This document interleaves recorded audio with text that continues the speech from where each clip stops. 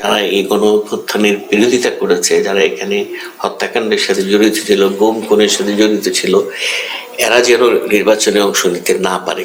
আমরা যখন প্রিএমবেলে সাম্য, মানবিক মর্যাদা, ন্যায় বিচারের কথা বলছি, এটা কিন্তু আমার রাষ্ট্রের ড্রিম। আমার রাষ্ট্র কোন জায়গায় পৌঁছতে চায়, আর নীতিমালাগুলো হচ্ছে কিভাবে রাষ্ট্র ওই জায়গায়। সুতরাং এই দুটোর মধ্যে একটা পার্থক্য থাকাটা জরুরি। এটা হলো বছরে যে কেউ নির্বাচন করতে পারবে, এই যে প্রভিশনটা, আমার মনে হয় যে এটা সবচেয়ে খারাপ একটা প্রভিশন।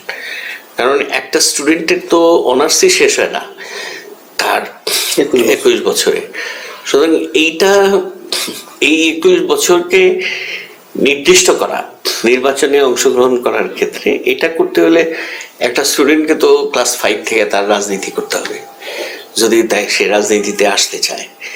তাহলে দলীয় রাজনীতিকে আমরা ছাত্রদের মধ্যে লেজুর বৃত্তির রাজনীতিকে বন্ধ করতে চাই, আবার অন্যদিকে ছাত্রদেরকে উৎসাহিত করছি। হ্যাঁ, আবার এটাও শুনি যে ভোটার এজ নাকি কমায় দিয়ে আরো শিশুদের স্তরে নিয়ে আসা হবে।